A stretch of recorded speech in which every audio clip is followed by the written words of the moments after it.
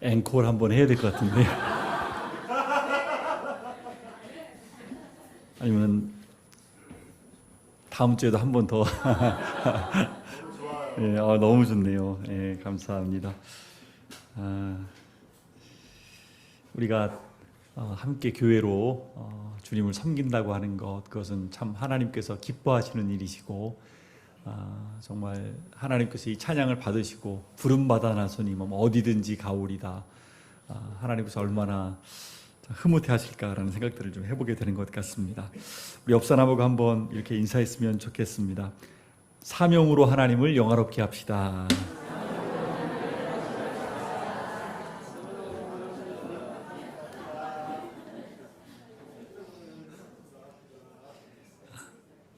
많은 사람들이 하나님을 모르고 살아갑니다. 그래서 진화론을 믿고 살아가는 사람들이 참 많습니다. 진화론의 특징 중에 하나가 무엇이냐면 모든 것이 우연히 생겨났다는 거예요.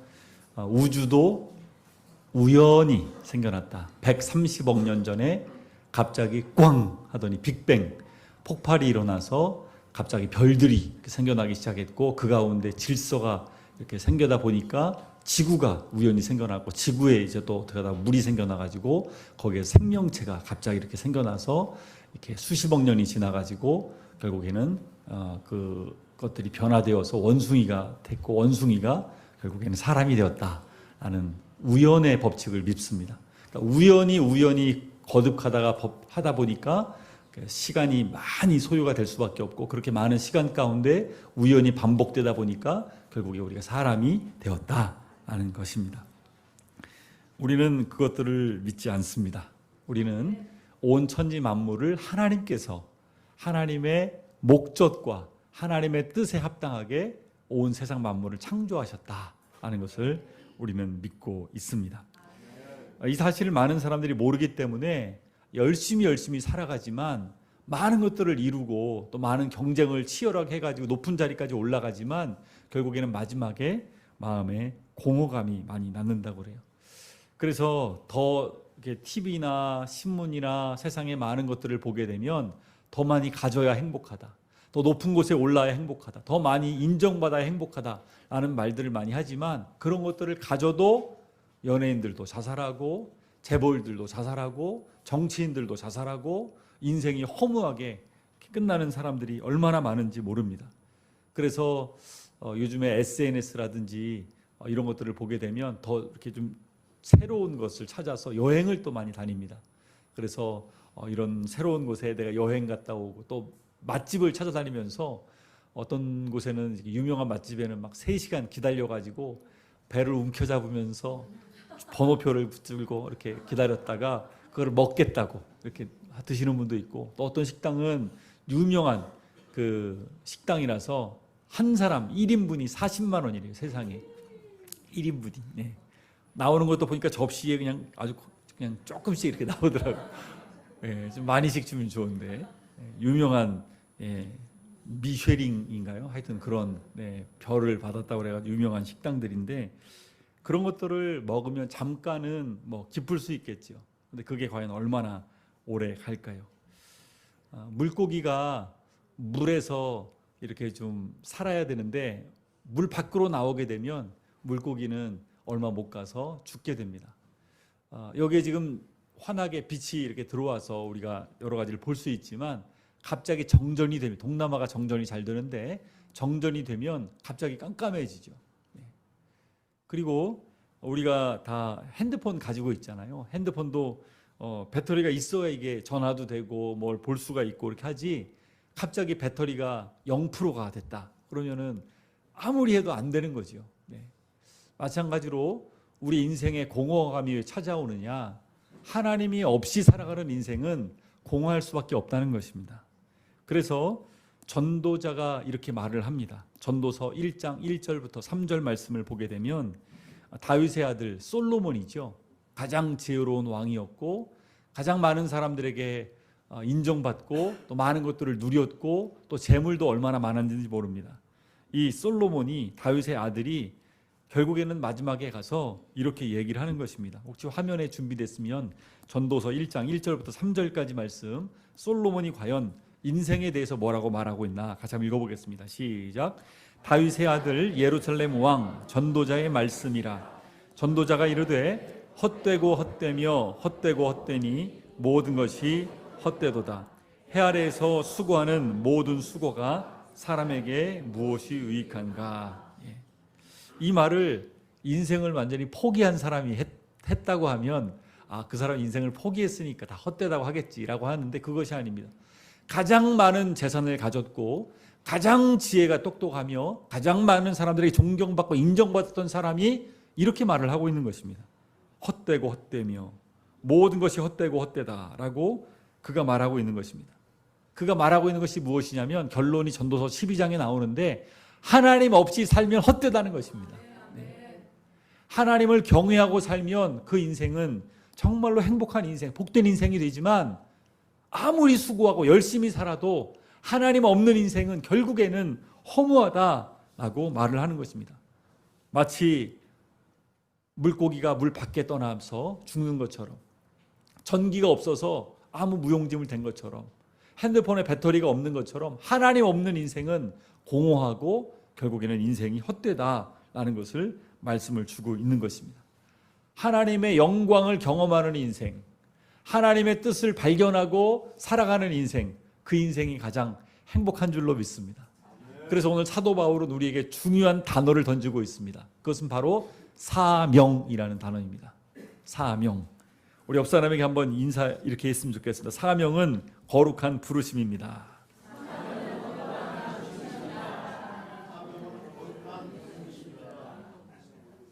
사도 바울은 이 사명이 있었기 때문에 정말로 행복한 인생을 살았습니다.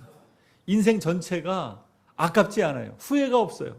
사명으로 살았기 때문입니다. 세상에 많은 사람들이 사명을 발견하는 사람은 다른 인생을 살아가게 됩니다. 내가 누구이냐? 내가 왜 태어났느냐? 나는 오늘 왜 살아가느냐? 나는 무엇을 위해서 살아가는가? 사명을 발견한 사람은 그래서 다른 인생을 살아가는 것입니다. 태양이 비추지만 그냥 그 빛을 우리가 바라보고 살아가고 많은 것들을 누리고 살아가지만 돋보기를 여러분 들어가지고 종이에다가, 특별히 검은 종이에다가 그 빛을 모아보십시오. 어떻게 됩니까? 불이 납니다. 사명을 가졌다는 것은 인생에 초점이 생겼다는 것입니다. 분명한 초점을 가지고 인생을 살아가는 것이에요. 그러니까 그 인생은 행복한 것입니다. 기쁜 것입니다. 내가 왜 살아야 되는지 사명을 발견할 수 있는 여러분 되시기를 축복합니다.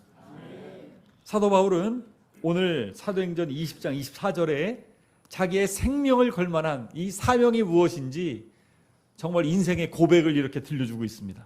사도행전 20장 24절 말씀 같이 한번 읽어보겠습니다. 시작.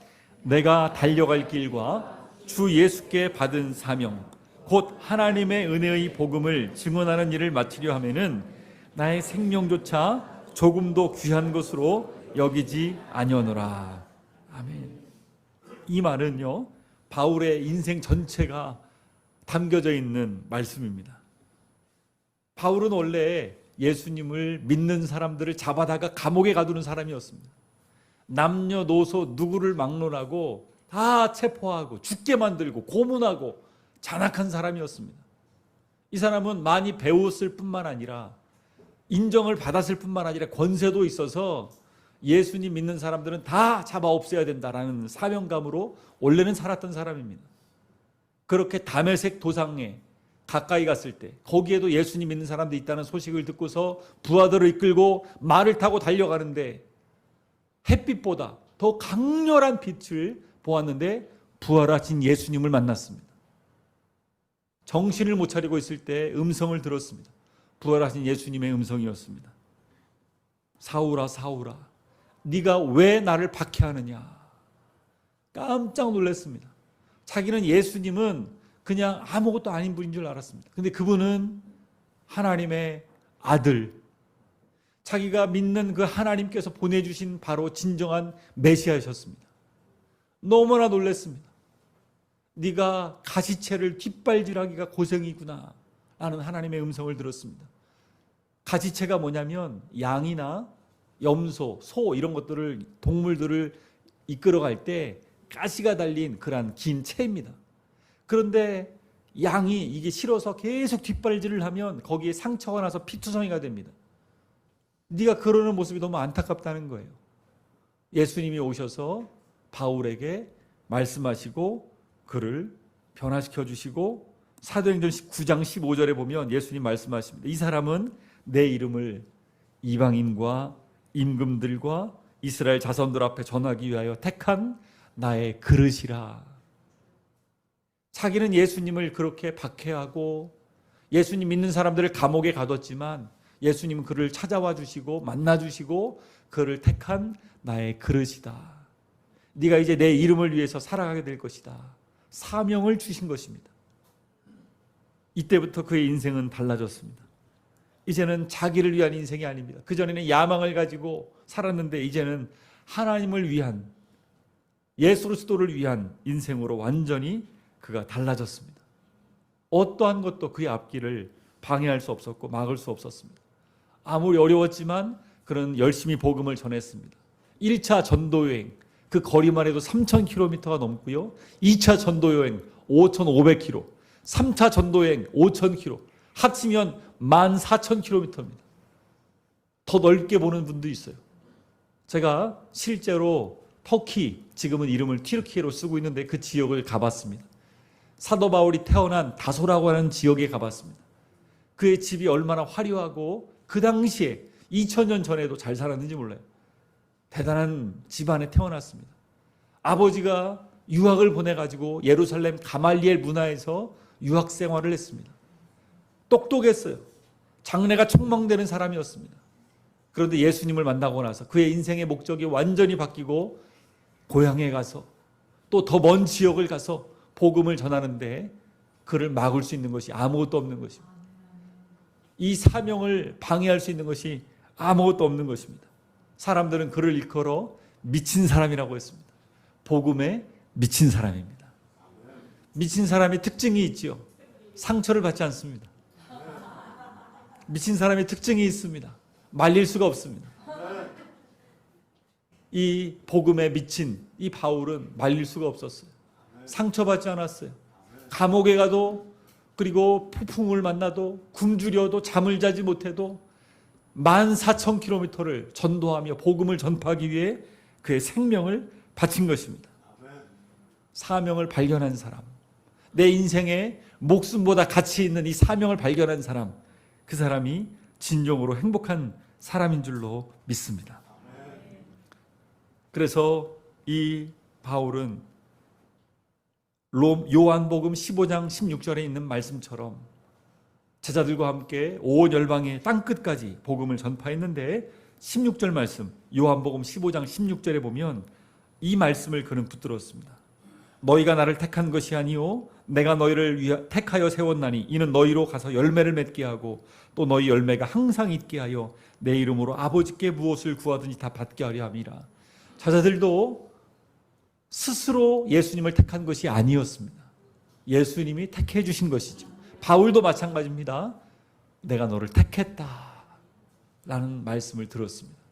그리고 로마서 전체에 나와 있는 것처럼 그는 빚진 자의 심령을 가지고 나와 같은 사람도 예수님께서 은혜를 주시고 구원해 주셨다면 어찌 이 은혜를 내가 보답 안 할 수 있으랴 라는 마음을 가지고 온 열방에 나가서 복음을 전했던 것입니다. 어떠한 것도 그를 막을 수가 없었습니다. 우리가 읽었던 24절 앞에 보면 23절이 나오는데 한번 같이 한번 읽어볼까요? 23절 말씀. 그를 막을 수가 없는 거예요. 시작. 오직 성령이 각 성에서 내게 증언하여 결박과 환난이 나를 기다린다 하시나. 그의 앞에 결박과 환난이 기다리고 있었습니다. 고난이 기다리고 있는 것을 그는 알았습니다. 그런데도 불구하고 죽음을 각오하고 복음을 전하기 위해서 뛰어넘는 것입니다. 어떠한 것도 그의 앞길을 막을 수가 없는 것이죠. 제가 아는 목사님이 있습니다. 그분은 참 바쁜 분인데 청년에 대해서 그렇게 사명을 받았습니다. 청년만 만나면 가슴이 뛴대요. 청년 구원을 위하여. 그래서 아무리 바빠도 청년과 만나서 시간을 보내고 청년과 만나서 밤새도록 얘기하고 하는 것이 지치지 않는데요. 새 힘이 난대요. 하나님께서 이 목사님에게 청년에 대한 사명을 주신 것이죠. 어떤 분은 길거리를 지나가다가 불쌍한 사람만 보면 그냥 지나치지 못하는 사람이 있습니다. 꼭 그에게 가서 손을 붙잡고 위로하는 사람이 있고 조금이라도 도와줘야 발걸음이 옮겨지는 사람이 있습니다. 어려운 사람에 대한 긍휼한 마음을 하나님이 그에게 부어주신 것이죠. 하나님이 우리에게 어떤 부담감을 주시는 것이 있습니다. 나에게 주신 어떤 재능들이 특별히 더 있을 수 있습니다. 손재주가 좋은 사람이 있어요. 또 말로 위로를 잘하시는 분이 있어요. 또 인내하면서 잘 기다려주시는 분이 있습니다. 또 남보다 내가 좀 더 많이 물질이 있는 분이 있어요. 내가 더 많이 배운 사람이 있어요. 하나님께서 그 사람에게 사명을 주신 것입니다. 사명을 못 깨달은 사람은 자기를 위해서 그것들을 사용하며 살아가지만 사명을 깨달은 사람은 그것들을 가지고 남의 영혼을 주님께로 인도하는데 그것들을 사용하는 것입니다. 바울은 자기의 인생을 이 복음 전파, 영혼 구원에 목숨을 걸고 달려간 것입니다. 그래서 그는 내가 달려갈 길과 주 예수께 받은 사명, 곧 하나님의 은혜의 복음을 증언하는 일을 마치려 하면은 나의 생명조차 조금도 귀한 것으로 여기지 아니하노라 고백하면서 날마다 하나님의 은혜 가운데 나를 구원해 주신 그 은혜를 생각하면서 믿음으로 열심으로 복음을 전하면서 그렇게 살아간 것입니다. 이것을 말릴 수가 없는 거예요. 하나님 신 이 사명, 이것을 그에게 하나님 부어주셨는데 이 은혜를 말릴 수가 없는 것이죠. 고린도전서 15장 10절 말씀에 그가 이렇게 고백합니다. 그러나 내가 나 된 것은 하나님의 은혜로 된 것이니 내게 주신 그의 은혜가 헛되지 아니하여 내가 모든 사도보다 더 많이 수고하였으나, 여러분 보세요. 얼마나 많이 수고했는지 모릅니다. 죽을 위기를 얼마나 많이 겪었는지 모릅니다. 돌에 맞아 죽을 뻔했고 풍랑을 맞아 죽을 뻔했고 감옥에 갇혀 죽을 뻔했어요. 그런데 뭐라고 말하냐면 내가 한 것이 아니라는 거예요. 오직 나와 함께 하신 하나님의 은혜로라. 사명자들의 공통적인 고백이 있습니다. 그것은 내가 한 것이 아닙니다. 주님이 하셨습니다. 라고 하는 고백이죠. 사명을 감당하며 나갈 때 주님이 하시는 것입니다. 하나님이 모세를 몇 살에 부르셨을까요? 80세에 부르셨습니다. 그가 40세의 나이에 가장 혈기왕성할 때 부르신 것이 아닙니다. 양치기로 나이가 들어서 이제는 힘이 없어졌을 때 하나님이 그를 불어서 그를 사용하시는 것입니다. 그는 고백할 수밖에 없어요. 내가 내 노력으로 내 힘으로 이스라엘 백성들을 구원하는 것이 아니다라는 것을 그는 잘 알았습니다. 예레미야 선지자, 나이가 어렸습니다. 나는 아이라 말할 줄 못한 아이다 라고 말을 했는데 하나님께서 내가 너와 함께하리라, 내가 너의 입에 할 말을 넣어주리라 라고 말씀하시고 예레미야 선지자를 사용해 주셨습니다. 12제자도 마찬가지예요. 그 중에 한 명은 가룟 유다, 예수님을 등지고 예수님을 배반해버렸죠. 그러나 나머지 11제자, 어부 출신이었고 못 배웠고 매일 갈등이 있었지만 그들이 변화되어 하나님 앞에 얼마나 놀랍게 쓰임받았는지 모릅니다. 베드로만 봐도 여러분 보십시오. 그렇게 부족했던 베드로, 그러나 하나님께서 베드로를 사용하셔서 그의 설교를 통하여 얼마나 많은 사람들이 주님 앞에 돌아올 수 있도록 그를 사용해 주셨는지 모릅니다. 여러분, 우리가 연약해도 하나님이 하나님 되심을 드러내 주실 줄로 믿습니다. 우리의 약함, 우리의 나이, 이런 것들을 하나님께서 초월하셔서 주님의 귀한 사명을 온전히 감당케 해 주시는 줄로 믿습니다. 하나님이 불러주시면 우리는 감사한 마음을 가지고 이사야와 같이 지난주에 온 땅에 충만한 하나님의 영광으로 하나님을 영화롭게 하라 라고 했는데, 이사야처럼 내가 이르되 내가 여기 있나이다, 나를 보내소서, 하나님의 영광을 바라보고 부르심을 깨달은 자들은 하나님 앞에, 하나님, 내가 우리 가정에서, 내가 내 자녀에게, 교회에서, 직장에서 내가 주님 주신 이 사명 감당하겠나이다, 주님 나를 사용하여 주옵소서 고백하며 주님 앞에 쓰임받는 저와 여러분 모두가 되어야 될 줄로 믿습니다. 특별히 하나님이 우리에게 주신 이 복음을 전하는 데 있어서 우리가 생명보다 이 복음이 귀하다는 것을 우리는 알아야 될 줄로 믿습니다. 이 복음은 너무너무 가치가 있고 귀하다는 것, 그것을 깨달은 사람만이 자기의 생명조차도 뛰어넘는 이러한 복음의 가치를 알고 복음 전파의 사명을 감당하게 되는 줄로 믿습니다. 25절에 보면 이렇게 사도 바울이 고백을 하죠. 보라, 내가 여러분 중에 왕래하며 하나님의 나라를 전파하였으나 이제는 여러분이 다 내 얼굴을 다시 못할 줄 아노라. 여러분을 이제 보지 못할 겁니다. 마지막 고별 설교를 하는 겁니다. 왜냐하면 죽음이 기다리고 있기 때문에 그걸 알거든요. 내가 이제 무슨 일을 당할지 알고 있습니다. 그러나 막을 수가 없는 거예요. 그의 발걸음을. 왜냐하면 사명보다, 이 모든 자기 생명보다 이 사명이 더 귀하다는 걸 알고 복음을 전하기 위해서 이 사도 바울은 가는 것입니다. 그래서 이 24절 말씀처럼 내가 달려갈 길과 주 예수께 받은 사명, 곧 하나님의 은혜의 복음을 증언하는 일을 마치려 하면은 나의 생명조차 조금도 귀한 것으로 여기지 아니하노라 고백하며 나가는 것입니다. 제가 얼마 전에 존 파이퍼라고 하는 목사님의 설교 영상을 보았습니다. 그분이 많은 청년들에게 설교를 했습니다.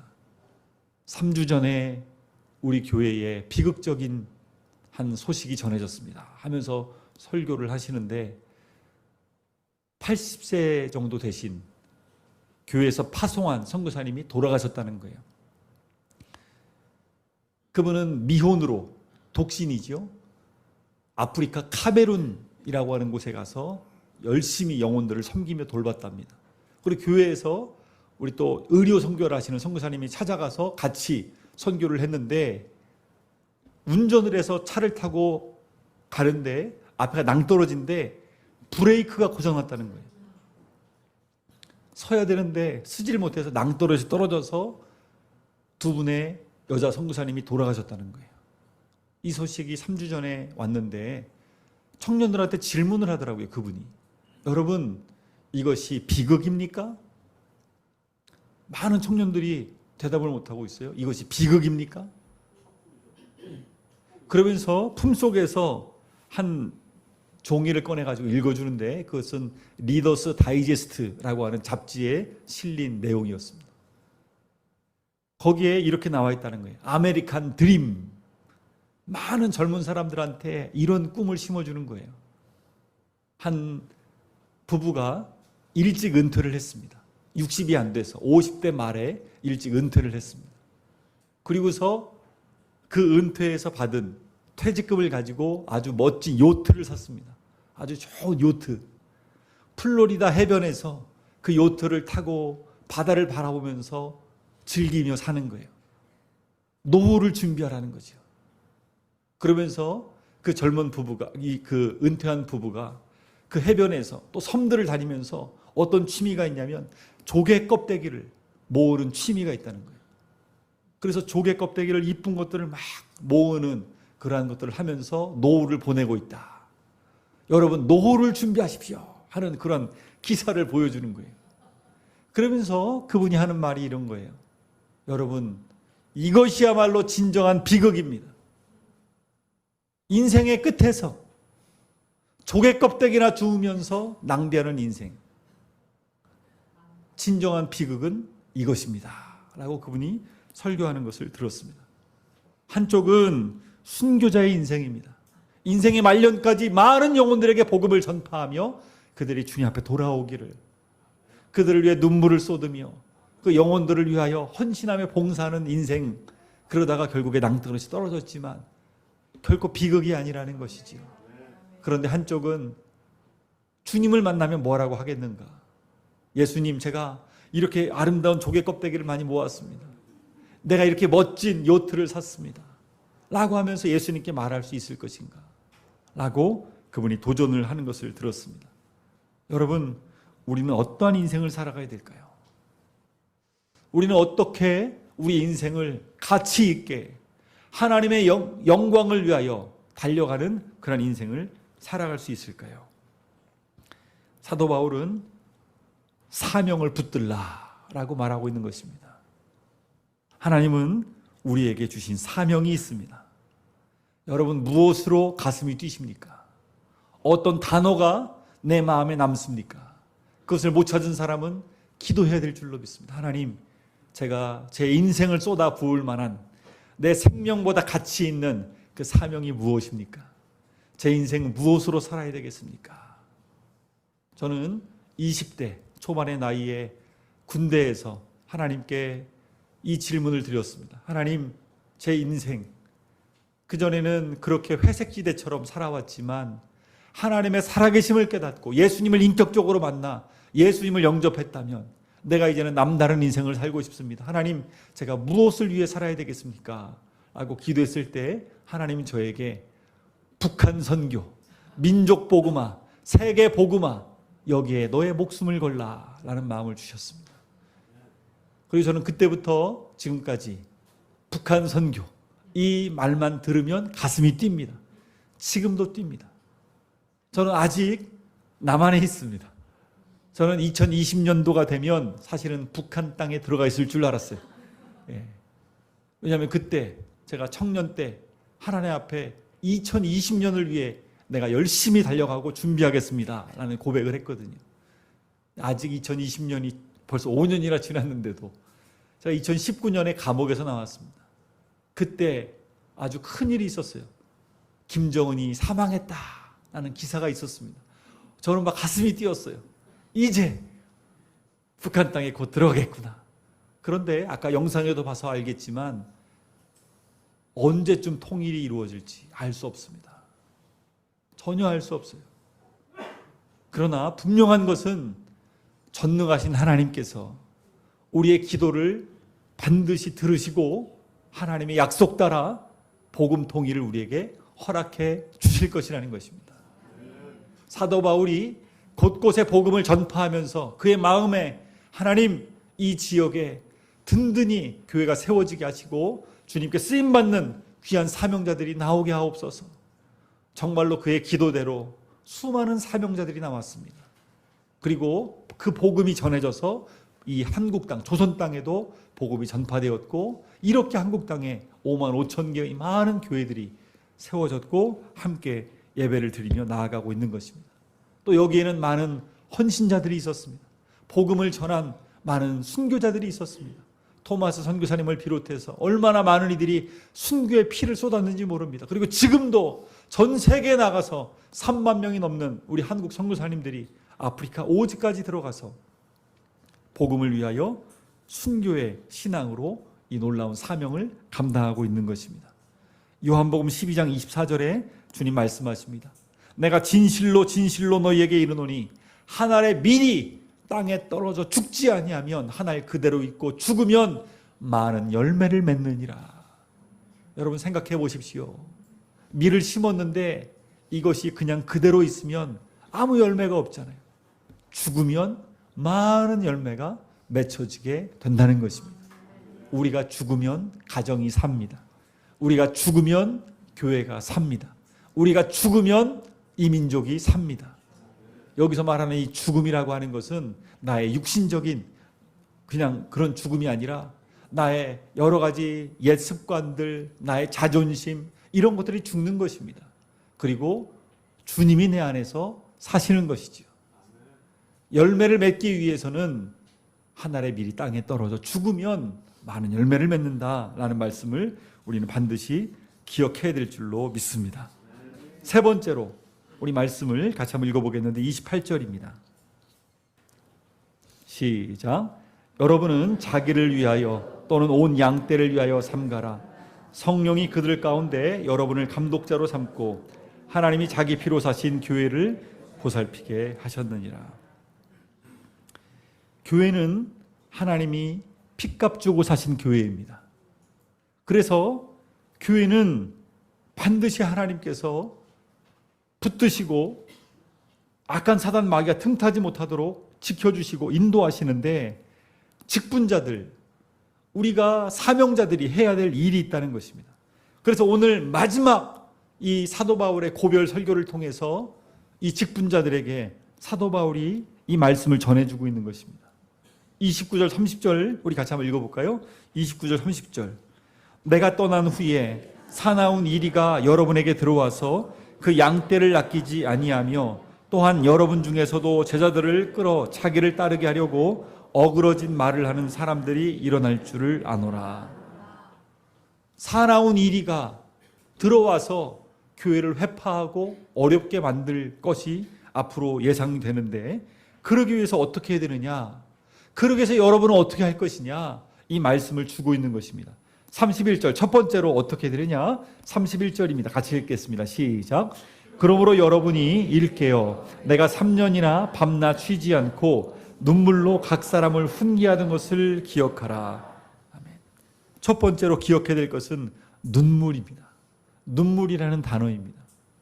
애통하는 자는 복이 있나니 저희가 하나님의 위로를 받을 것이다. 우리가 교회를 위하여 첫 번째로 가져야 될 것은 내가 교회를 위하여 눈물로 기도하리라 라는 것입니다. 열방샘교회가 세워지고 나서 이빌리 목사님이 많이 눈물을 흘렸습니다.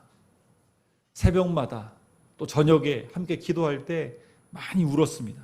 왜냐하면 성도들이 많이 교회에 대해서 오해를 했고 또 욕을 했고 많은 어려움들이 늘 있었기 때문입니다.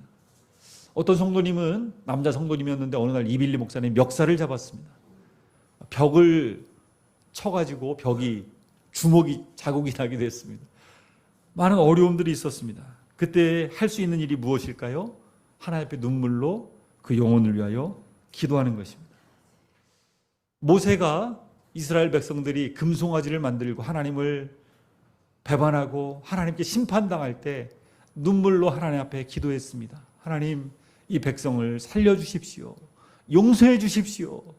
그렇지 아니하려거든 하나님의 생명책에서 내 이름을 지워버려 주옵소서 라고 할 정도로 그 이스라엘 백성들을 위하여 탄식하며 울면서 기도했을 때 하나님께서 이스라엘 백성들을 용서해 주셨습니다. 하나님과의 사이에 선 그 중보자, 기도자, 하나님께서 그러한 눈물의 기도자를, 사명자를 하나님께서 찾고 계십니다. 그러한 교회는, 그러한 가정은, 그러한 민족은 반드시 쓰러지지 아니하고 세워지게 될 줄로 믿습니다. 예레미야 선지자의 별명이 뭘까요? 눈물의 선지자입니다. 얼마나 많이 울었는지 몰라요. 예레미야는요 계속해서 울면서 이스라엘 민족을 위해 기도했습니다. 그래서 별명 자체가 눈물의 선지자입니다. 계속해서 이 망해가는 이스라엘 백성들 하나님 살려달라고, 고쳐달라고, 불쌍히 여겨달라고 하나님께서 약속을 하시죠. 70년 동안 고난 가운데 포로로 끌려갈 것이지만 다시 회복하리라. 하나님께서 약속의 말씀을 주시는 것입니다. 예수님도 때로는 우셨습니다. 영혼들을 바라보시며 안타까워서 예수님도 우셨습니다. 성경 말씀에 시편 126편 5절 6절 말씀에 이런 말씀이 있습니다. 눈물을 흘리며 씨를 뿌리는 자는 기쁨으로 거두리로다. 눈물로 씨를 뿌리면 어떻게 된다고요? 기쁨으로 거두게 된다고요. 울며 씨를 뿌리러 나가는 자는 반드시 기쁨으로 그 곡식단을 가지고 돌아오리로다. 하나님께서 그 눈물의 씨앗을 반드시 열매로 거두시는 것입니다. 자녀를 위하여 부모님이 간절히 울며 기도할 때 하나님이 외면하실까요? 우리 하나님 그런 분이실까요? 절대 아닙니다. 반드시 돌아옵니다. 열매로 반드시 맺혀집니다. 하나님께서 그 영혼을 반드시 붙드시고 변화시켜 주시고 새롭게 해주십니다. 내 남편을 위하여, 내 아내를 위하여 내가 눈물로 기도하면 하나님 반드시 그 기도에 응답하십니다. 그때가 기다리기가 어렵지만 참고 인내하고 눈물로 씨를 뿌리면 반드시 열매가 맺혀진다는, 그것이 하나님 나라의 영적인 원리인 것을 우리는 깨닫고 오늘도 가정을 위하여 또 교회를 위하여 잃어버린 영혼들을 위하여 민족을 위하여 북한을 위하여 기도할 수 있는 우리 모두가 되기를 주님의 이름으로 축복합니다. 또한 사도 바울의 마지막 고별 설교 두 번째는 32절 말씀입니다. 32절 말씀에 사도 바울은 이렇게 말씀합니다. 같이 읽겠습니다. 시작. 지금 내가 여러분을 주와 및 그 은혜의 말씀에 부탁하노니 그 말씀이 여러분을 능히 든든히 세우사 거룩하게 하심을 입은 모든 자 가운데 기업 있게 하시리라. 아멘.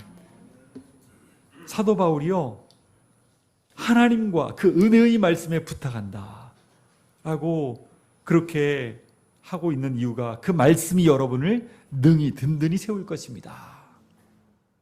여러분, 말씀이 우리를 든든히 세웁니다. 말씀이 교회를 든든히 세웁니다. 말씀이 진리의 말씀이요, 성령의 검입니다. 우리는 다른 것들 다 손에 붙잡을 수 없어도 말씀을 붙잡아야 될 줄로 믿습니다. 말씀을 붙잡으면 반드시 우리 영혼 든든히 세워지고 가정이 든든히 세워지고 교회가 세워집니다. 말씀을 통해서 하나님께서 오늘도 우리에게 응답을 해주시는 줄로 믿습니다. 우리 지난번 부흥해 왔던 하충엽 교수님, 그분은 아침에 일어나면 늘 하는 행동이 있대요.